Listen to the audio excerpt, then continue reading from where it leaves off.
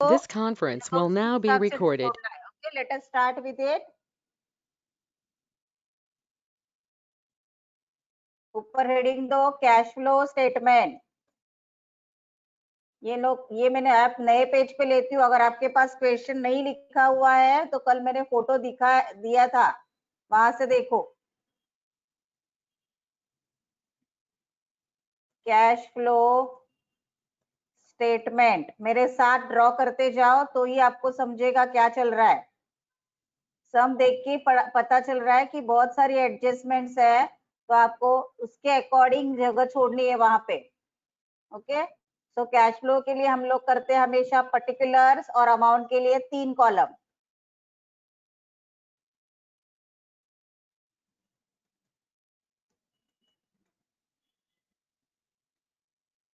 Particulars और amount के लिए 3 कॉलम हम लोग निकालते हैं।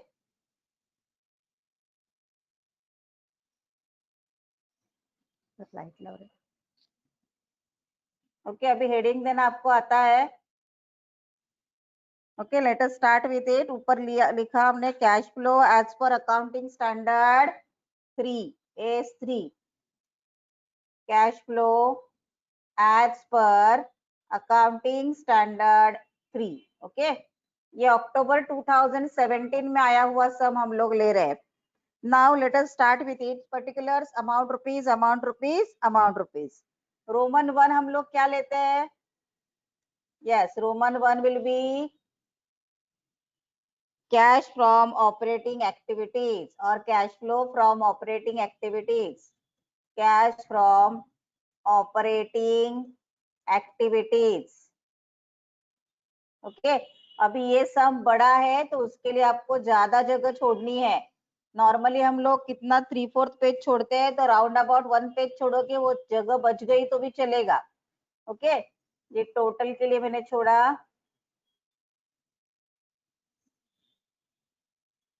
1 पेज अराउंड आपको छोड़ना है।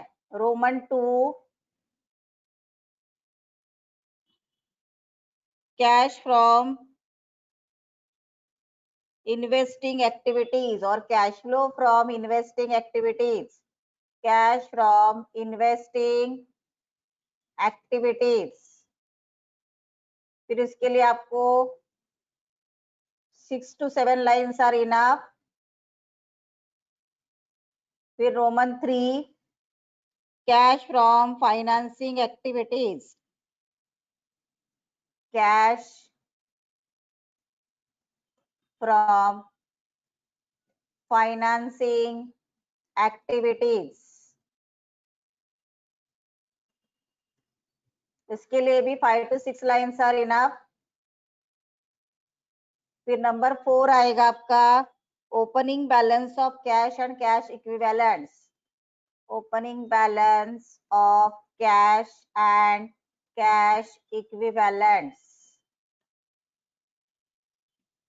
एंड नंबर 5 पे जाएगा closing balance of cash and cash equivalents.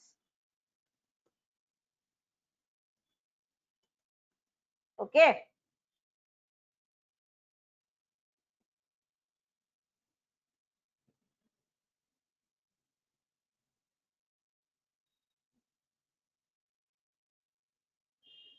This conference will now be recorded. Okay, Roman 5 डाला closing balance of cash and cash equivalents. उसके बाद हम लोग वर्किंग नोट करेंगे, but for working note we must understood what are the problem adjustments given. पहला adjustment क्या दिया है आपके पास? क्वेश्चन दिया हुआ है। क्वेश्चन देखो, during the year part of building was sold at a book value. It means first account we have to open is building account. Which account we have to open? Building account. Give the heading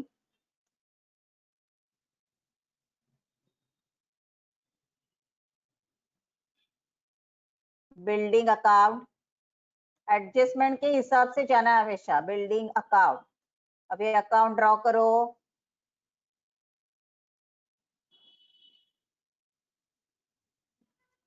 particulars amount rupees, ये अभी आपको लिखना आना चाहिए amount rupees, ये सब हर बार मैं लिख के नहीं बताऊंगी अभी, पर्टिकुलर्स अमाउंट रुपीज। ओके, अभी बिल्डिंग अकाउंट का एडजस्टमेंट दिया है तो सबसे पहले ओपनिंग बैलेंस लिखते हैं। बिल्डिंग अकाउंट को ओपनिंग बैलेंस कितना दिया है? 1,40,000 एंड क्लोजिंग बैलेंस दिया है 99,000, तो वो लिख के लो। टू बैलेंस ब्रॉट डाउन कितना है? 1,40,000। और फिर यहाँ पे आएगा आपका 2-3 लाइन छोड़ के लिखो,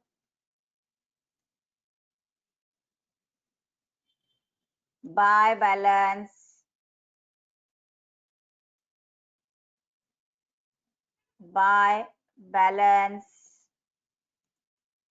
कैरिड डाउन कितना है? 99,000 है ना, 99,000।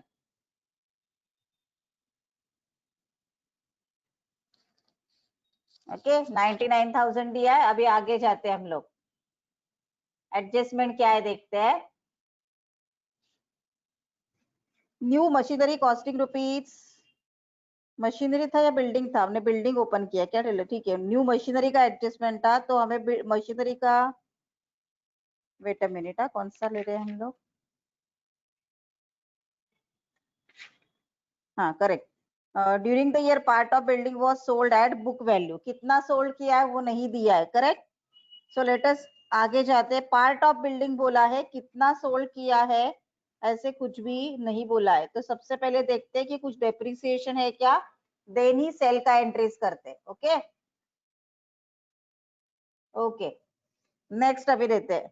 ड्यूरिंग द ईयर 2016 बिल्डिंग को अभी हम लोग हाथ नहीं लगा रहे क्योंकि लेटेस्ट चेक कि डेप्रिसिएशन का कोई एडजस्टमेंट है क्या, उसके बाद ही वो पार्ट वाला करेंगे। हाँ, during the year interim dividend was paid rupees 10,000 and income tax paid was rupees 5,000। अभी interim dividend and income tax, correct. ये दोनों भी आपको फर्स्ट स्टेप क्या करना पड़ता है? यस, फर्स्ट स्टेप क्या आएगा? दो एडजस्टमेंट होते हैं ना इसमें, तो यहाँ पे आपको कैश फ्रॉम ऑपरेटिंग एक्टिविटीज में पहले लिखो नेट प्रॉफिट, जो अभी हमें मालूम नहीं है कितना है, उसमें आएगा एड। ओके, एड में सबसे पहले आएगा इंटीरियम डिविडेंड, इंटीरियम डिविडेंड।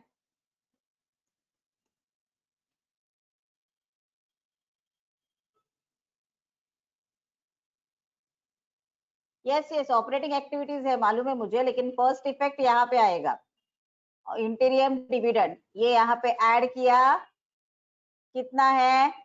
तो यहाँ से निकालना पड़ेगा ना पहले उसको, इंटीरियम डिविडेंड कितना दिया है? 10,000। so add यहाँ पे आएगा 10,000, that will be first effect and second effect will be, yes, कौन सी एक्टिविटी है? फाइनेंसिंग एक्टिविटीज है ना, इंटीरियम डिविडेंड पेड, तो फाइनेंसिंग एक्टिविटीज में आएगा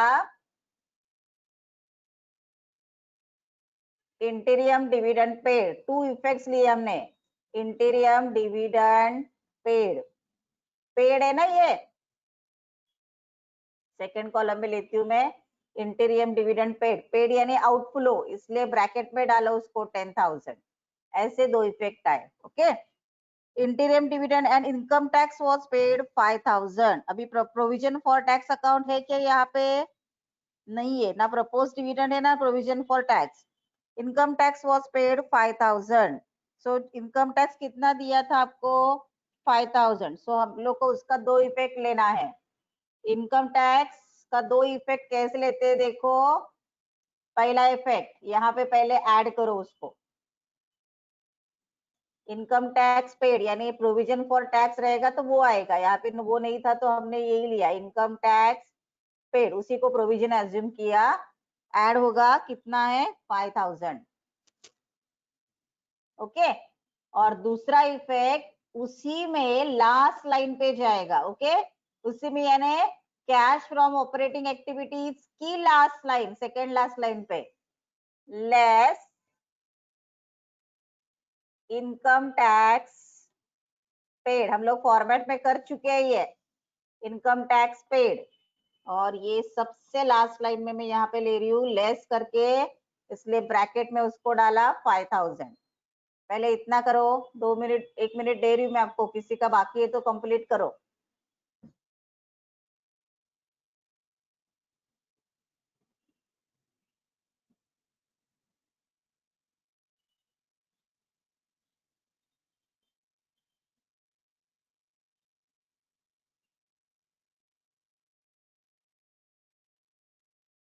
ओके ये हो गया इनकम टैक्स के 2 adjustment. Now what next?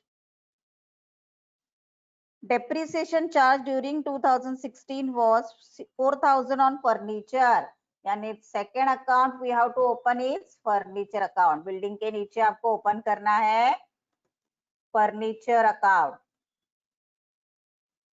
Draw करो अकाउंट।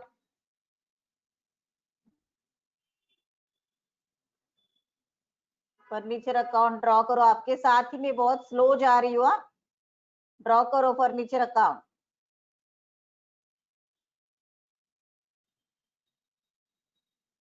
पर्टिकुलर्स अमाउंट रुपीज, ये लास्ट समय हम लोग आराम से करेंगे।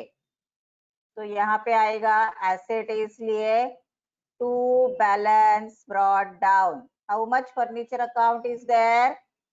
फर्नीचर का बैलेंस देखो कितना है, 10,000। Opening balance is 10,000, opening balance sheet से लिया, और क्रेडिट में आएगा आपका 2-3 लाइन छोड़ के by balance carried down. How much? Closing balance कितना दिया है फर्नीचर का? 8,000। ऐसे आधे पेज पे कट हो रहा है तो पूरा का पूरा नीचे लेके आओ उसको। ओके अभी फर्स्ट एडजस्टमेंट उसके ऊपर था। डेप्रीसिएशन चार्ज कितना है? 4,000। तो डेप्रीसिएशन हम लोग हमेशा क्रेडिट में लेते हैं बाय डेप्रीसिएशन अकाउंट। कितना है? 4,000। नाउ इसका सेकेंड इफेक्ट, यस अभी तक आपका बायट हो जाना चाहिए। सेकेंड इफेक्ट कहाँ पे जाएगा?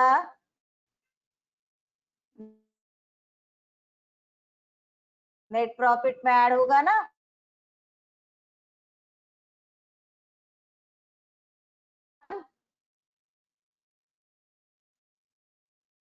Furniture, depreciation on furniture. Okay depreciation on furniture कितना था? 4,000। Okay what next?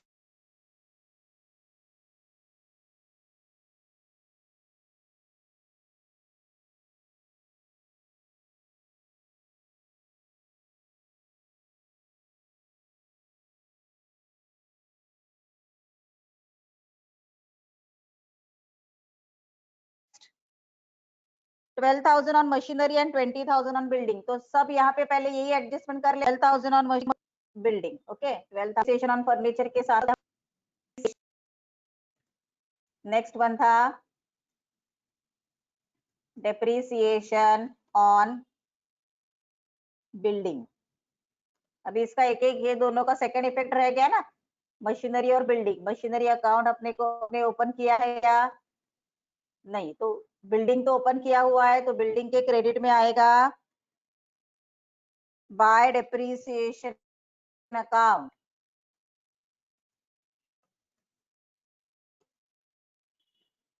कितना था डेप्रीसिएशन? 20,000 है ना, तो यहाँ पे आएगा 20,000। ओके और फिर आपको तीसरा अकाउंट ओपन करना पड़ेगा मशीनरी अकाउंट। फर्नीचर के बिल्कुल नीचे मशीनरी अकाउंट ओपन करते हैं हम लोग। मशीनरी अकाउंट,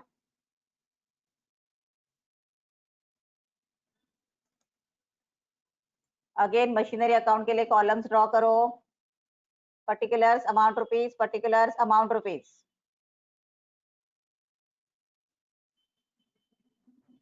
मशीनरी अकाउंट का ओपनिंग बैलेंस लिखो, to balance brought down, write down the opening balance of machinery account, to balance brought down। Okay कितना है मशीनरी अकाउंट का ओपनिंग बैलेंस 75,000 ओनली। फिर क्लोजिंग बैलेंस आएगा, 2-3 लाइन छोड़ के लिखो, बाय बैलेंस कैरिड डाउन। कितना है मशीनरी का क्लोजिंग बैलेंस 60,000 दिया है ना। ओके अभी इसका डिप्रिसिएशन लिखेंगे। डिप्रिसिएशन ऑन मशीनरी कितना है 12,000 है, तो मशीनरी के क्रेडिट में आएगा बाय डिप्रिसिएशन 12,000। जिन्होंने पहले 8 सम किए उनको मैं क्या कर रही हूँ वो समझ में आ जाएगा। ओके सब डिप्रिसिएशन का पोस्टिंग हो गया, बिल्डिंग का भी हो गया, फर्नीचर का भी हो गया और मशीनरी का भी हो गया। पार्ट ऑफ मशीनरी, अभी सबसे पहले बिल्डिंग का दिया था। Part of building was sold at a book value, तो बिल्डिंग पे पास जाते हैं हम लोग। बिल्डिंग का टोटल कितना था 1,40,000। देयर इज नो प्रॉफिट और लॉस इन से ऑन सेल ऑफ बिल्डिंग, तो 1,40,000 में से ये दोनों को आपको माइनस करना है। करो मेरे साथ ही।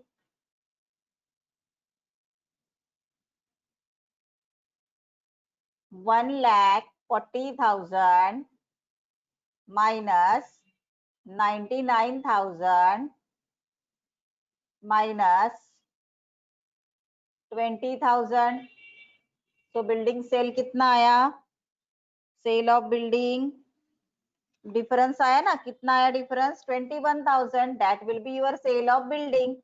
तो बिल्डिंग में यहाँ पे आपको लिखना है यस करेक्ट 21,000। मेरे साथ आप लोग कर रहे हो तो अच्छा है, मतलब आपको समझ में आ रहा है 21,000। तो ये आएगा आपका बाय बैंक। अभी ये सेल किया तो ये हो गया आपका बिल्डिंग सेल है ना, तो it will become our yes investing activities. तो यहाँ पे आया आपका sale of building, sale of building. Building sale हुआ है तो ये इनफ्लो है, इसलिए उसको माइनस करने की जरूरत नहीं है, सीधा 21,000 लिखो। That's it. ओके ये हो गया आपका एडजस्टमेंट। हाँ अभी और क्या दिया था देखो, part of machinery was sold for ₹15,000 at a loss of 4,000। अभी मशीनरी के पास जाते हैं, यहाँ पे लॉस बोला है उन्होंने। हाँ मशीनरी को बेचा, कितने में बेचा, सोल्ड फॉर ₹15,000। तो यहाँ पे आएगा by bank, by bank account, कितने में बेचा 15,000 में। और लॉस हुआ है, लॉस हुआ है तो क्रेडिट में लिखते हैं हमेशा यहाँ पे by law profit and loss account, by profit and loss account, bracket में लिखो लॉस। प्रॉफिट रहता तो डेबिट करते हम लोग। कितना लॉस बोला है 4,000, तो यहाँ पे हम लोग लिखते हैं 4,000। अभी ये इसका हो गया फर्स्ट इफेक्ट, इसका भी सेकंड इफेक्ट भी देना है ना। देखो ये बैंक है, this will become our investing activities, तो इन्वेस्टिंग एक्टिविटी में लिखो सेल ऑफ मशीनरी कितना है, कितने में बेचा है, सेल ऑफ मशीनरी दिया है ना। देखो इन्वेस्टिंग एक्टिविटी में सेल ऑफ मशीनरी 15,000 करेक्ट। सो यहाँ पे जा रहे हैं मशीनरी पे, हम लोग मशीनरी से उठाया उसको और इन्वेस्टिंग एक्टिविटी में गए। Sale of machinery 15,000, sale of machinery 15,000।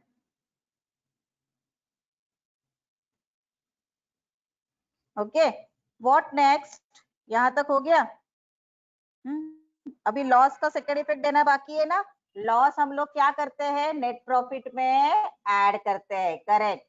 So loss on sale of machinery, profit रहता तो ऐड करते लेस करते, loss on sale of machinery ये ऐड करना है अपने को। ये फॉर्मेट मैंने सिखाया है आपको, loss on sale of machinery कितना है 4000 दिया है, इसको ऐड किया। Okay, now all adjustments are over, correct, कोई भी एडजस्टमेंट बाकी नहीं है। अभी हम लोग इसमें जाते हैं, राइट। लाइबिलिटी साइड से स्टार्ट करती हूँ मैं। शेयर कैपिटल पहले 2 लाख था, अभी 2,50,000 हो गया, तो इश्यू हो गया। और कौन सी एक्टिविटी है ये? Yes, it is a financing activity. तो यहाँ पे जाएगा, शेयर से रिलेटेड है ना, शेयर्स बढ़ गए इसलिए उसको बोलेंगे हम लोग इश्यू ऑफ शेयर्स। डिफरेंस चाहिए तो निकाल के दिखा सकते हो आप इसमें। इश्यू ऑफ शेयर्स मतलब पैसा आया, तो ये इनफ्लो हो गया आपका 50,000। नेक्स्ट, डिबेंचर्स पहले 1 लाख था, अभी 80,000 हो गया, यानी क्या होगा?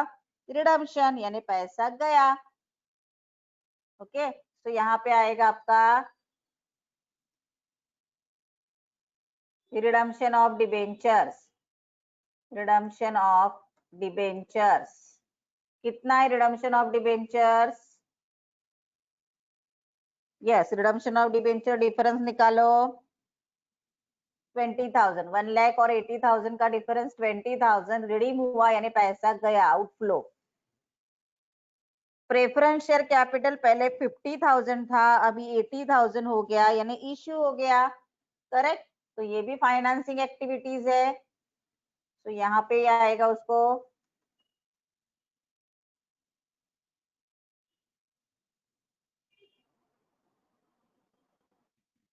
Okay.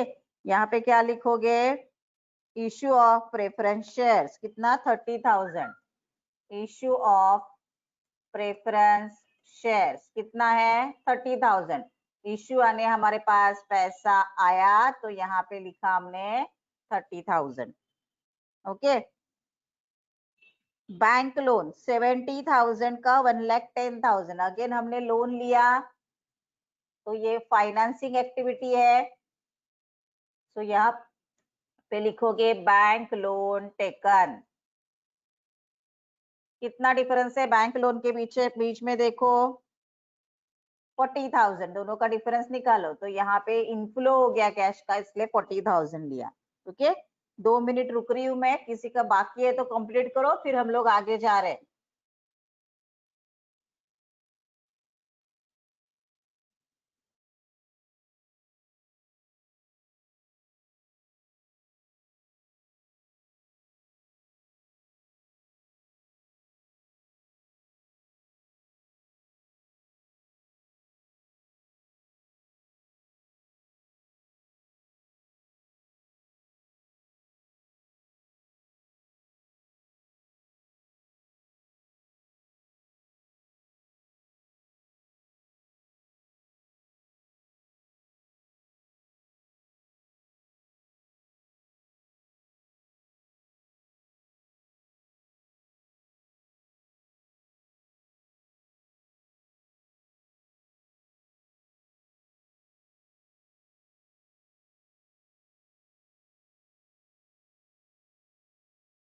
Done, okay, very good. अभी आगे जाते हैं हम लोग। हाँ, बैंक लोन हो गया, अभी रिजर्व्स। रिजर्व्स आपको दिया है और प्रॉफिट लॉस भी दिया है, करेक्ट। सो रिजर्व में हम लोग कितना था पहले? ओरिजिनल वैल्यू देखो, रिजर्व का ओरिजिनल वैल्यू था 20,000, अभी कितना हो गया? 25,000, करेक्ट। सो बाद कितना डिफरेंस आएगा 20 और 25 के बीच का? मतलब रिजर्व में कितना ट्रांसफर हुआ? 5,000। तो ट्रांसफर टू रिजर्व कहाँ पे लेते हैं हम लोग? यस, यहाँ पे एक एक इफेक्ट आएगा ना, तो नेट प्रॉफिट में उसको ऐड करते हैं हम लोग। तो नेट प्रॉफिट में उसको ऐड करो, transfer to reserve, no need to open an account. कितना ट्रांसफर किया रिजर्व में? 5,000। ओके, यस, ऑपरेटिंग में, वेरी गुड। नेक्स्ट अभी क्या करने वाले हम लोग? रिजर्व्स हो गया, प्रॉफिट एंड लॉस अकाउंट 50 और 60 का डिफरेंस, यानी 10,000 आपका नेट प्रॉफिट हो गया ना, करेक्ट। सो यहाँ पे आया आपका नेट प्रॉफिट 50 और 60 का डिफरेंस, कितना है 10,000 will be your net profit. Okay, 10,000 will be your net profit. उसके बाद सन्ड्री क्रेडिटर्स बिल्स पेएबल को हम लोग साइड में रखते हैं, करेक्ट? हाँ correct, sundry creditors and bills payable को हम लोग साइड में रखते हैं, उसको अभी हाथ नहीं लगाएंगे. बैंक का ओपनिंग एंड क्लोजिंग बैलेंस दिया है, कैश का कुछ नहीं दिया है, तो बैंक का जो ओपनिंग क्लोजिंग बैलेंस है उसको लिख दो. ओपनिंग बैलेंस ऑफ बैंक कितना है? Sorry 35,000. Closing balance of bank कितना है? 16,000.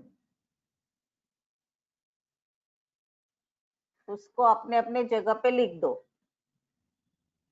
Okay, what next? Stock. Stock debtors ये भी हम लोग बाद में लेते हैं इंक्रीज डिक्रीज करने के लिए. Machinery furniture already done. Land 1,70,000 का 2,80,000 हो गया, यानी ये लैंड परचेस हो गया, राइट? दोनों का डिफरेंस निकालो कितना आता है. This will be your become your investing activity, purchase of land. Purchase of land. Okay, purchase of land difference निकालो दोनों का कितना आता है. Purchase of land opening and closing balance का डिफरेंस, इट्स आउटफ्लो कितना आएगा? 1,10,000. कैलकुलेट करके देखो. ओके, दोनों का डिफरेंस निकाला. लैंड हो गया, बिल्डिंग हमने ऑलरेडी अकाउंट ओपन किया है. गुडविल 30 का 25,000 हो गया, तो गुडविल रिटर्न ऑफ है. गुडविल रिटर्न ऑफ अगेन हम लोग क्या करते हैं? यस, नेट प्रॉफिट में उसको ऐड करेंगे हम लोग. Goodwill written of, goodwill written of कितना है? गुडविल रिटर्न ऑफ डिफरेंस कितना आया? गुडविल रिटर्न ऑफ का 5,000. सो यहाँ पे आएगा आपका 5,000. सॉरी, ऑपरेटिंग एक्टिविटीज में जाएगा ये. Goodwill written off operating activities में आपको ऐड करना है. Operating activities, not in investing, ये ऑपरेटिंग में जाएगा. ऑपरेटिंग एक्टिविटीज कितना है? Goodwill written off 5,000. ओके, अभी apart from working capital all other adjustments are over. So working capital छोड़ के सबको अभी पहले हम लोग क्लोज करते जाएंगे. ओके, सबसे पहले वर्किंग कैपिटल को हाथ नहीं लगाएंगे हम लोग. Building account already close. Furniture account देखो, फर्नीचर अकाउंट कितना दिया है ना? फर्नीचर अकाउंट 8 + 4 12 हो गया, और कोई सेल नहीं दिया है. इसका मतलब 2,000 जो एक्स्ट्रा बच रहा है, 2,000 का बैलेंस है ना इधर, that will consider as purchases. Difference को क्या लेंगे हम लोग? Purchases to bank account. Okay, कितना डिफरेंस आया? 2,000 वाला 2,000 आया, करेक्ट? तो उसको उठा के हम लोग अगेन इन्वेस्टिंग में डालेंगे. Purchase of furniture, purchase of furniture कितने का परचेस किया? 2,000 का परचेस किया, करेक्ट?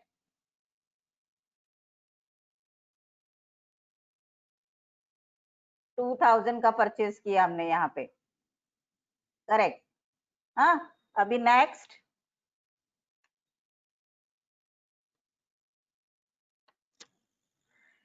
ओके, और कोई अकाउंट जो अनक्लोज रह गया है, कुछ बाकी है क्या देख लेने का? वर्किंग कैपिटल छोड़ के हमने सब एडजस्टमेंट किया है. हाँ, this machinery account remaining. Machinery account के डेबिट में आया था 75,000. ओके, और क्रेडिट में आया आपका 12,000, 15,000, 4,000, 60,000. Which side is greater? Just check the total. The credit side is greater. The total of credit side is 91,000. Now from 91,000 we have to deduct 75,000. तो it will become 16,000। वो कितना आएगा? 16,000 आएगा। तो उसे क्या बोलोगे आप? Again purchase to bank, purchase of to bank account, purchase of machinery. और ये कौन सी एक्टिविटी है? Investing activity. वेरी गुड, बहुत लोग मेरे साथ कर रहे हैं। So it will become investing activities,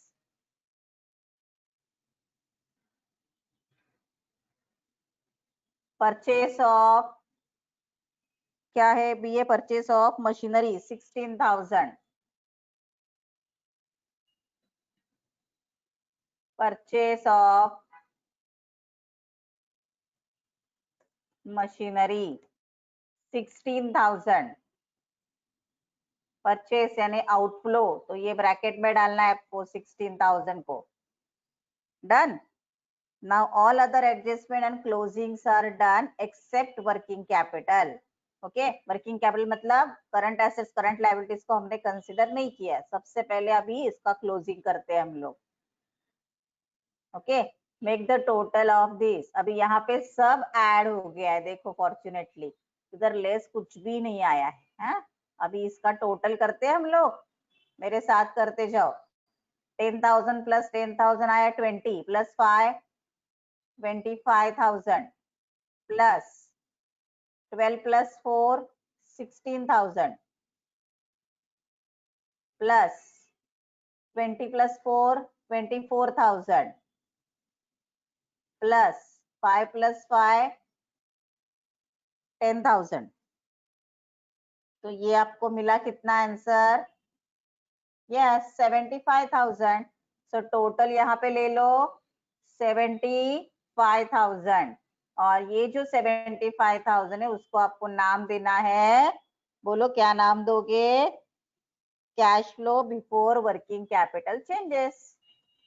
cash flow before working capital changes. Okay, अभी वर्किंग कैपिटल चेंजेस आपको यहाँ पे कंसिडर करना है। ओके,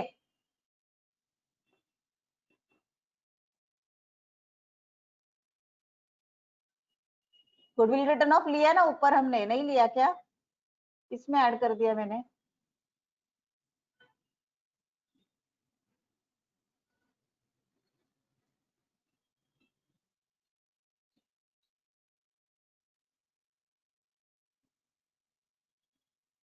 लिखा नहीं क्या goodwill written off adjustment? देखो यहाँ पे क्या क्या लिया। Interim dividend, income tax paid, depreciation, loss on sale, transfer to, हाँ ये मैंने ऑपरेटिंग एक्टिविटीज लिखा गलती से। This is your goodwill written ऑफ। हेडिंग गलत हो गया था, गुडविल रिटर्न ऑफ। ओके, अभी ये हो गया 75,000। अभी एक एक एडजस्टमेंट करते जाएंगे हम लोग। ठीक है, पहले तो क्या दिया था आपको? कहाँ से स्टार्ट करते हैं? क्रेडिटर से स्टार्ट करते हैं, क्योंकि वो सेम जा रहा है ना। 60 का 75 हो गया तो इंक्रीज इन डेटर्स प्लस हो जाता है। Increase in debt, sorry creditors है ना, इंक्रीज इन क्रेडिटर्स वो पॉजिटिवली जाता है, इंक्रीज यानी प्लस, तो इसमें प्लस होगा। कितना इंक्रीज हो गया? 15,000। या तो आप फर्स्ट कॉलम में कैलकुलेशंस करो या सेकंड कॉलम में लिखो, it doesn't matters. Increase in creditors. Okay, अभी उसके बाद आएगा, हाँ इसके बाद क्या है? बिल्स पेएबल डिक्रीज हो गया ना, तो नीचे उसके लिखो डिक्रीज इन बिल्स पेएबल। कितने से डिक्रीज हुआ? 7,000। अभी डिक्रीज यानी माइनस।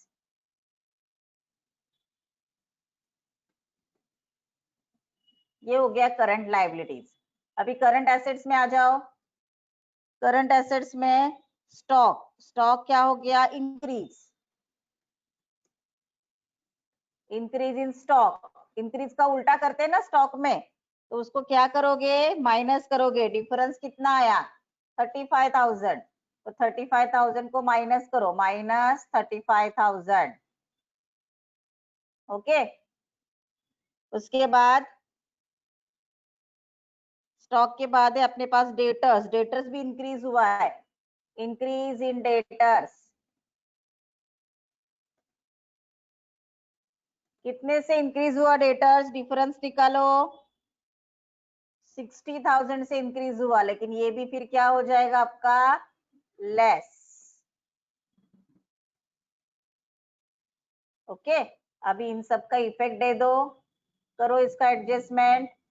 कैलकुलेटर है आपके पास। 75,000 plus 15,000 minus 7,000 minus 35,000 minus 60,000। How much it will got? Answer कितना आया आपको? माइनस में मिला ना आंसर, कितना आया? -12,000 आया आंसर। तो इन सबका आंसर निकालो। ये आउटर कॉलम में आएगा आपका -12,000। अभी -12,000 -5,000 है ना, इनकम टैक्स पेड भी माइनस ही है, तो आंसर कितना आएगा? -17,000। अभी आपको समझने के लिए मैं उसका कलर चेंज कर देती हूँ। इसे क्या बोलोगे आप? 17 कैश फ्रॉम ऑपरेटिंग एक्टिविटीज, और you may called is as cash flow from operating activities. Cash from operating activities.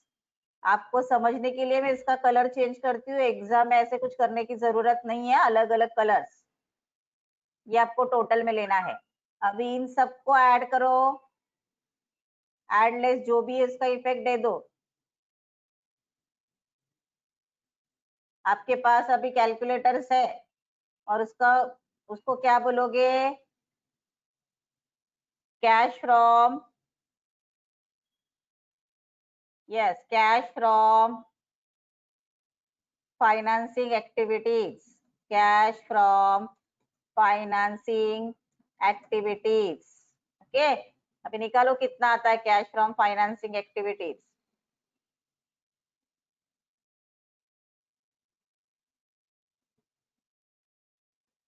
$21,000 plus 15,000 minus 1,10,000, correct, minus 2,000 minus 16,000। Answer कितना आया? -92,000। तो ये यहाँ पे लिखेंगे हम लोग। इसका इफेक्ट आया, ये भी आपको टोटल में लेना है, माइनस यानी ब्रैकेट में। ओके, अभी ये निकालो। ये आएगा आपका कैश फ्रॉम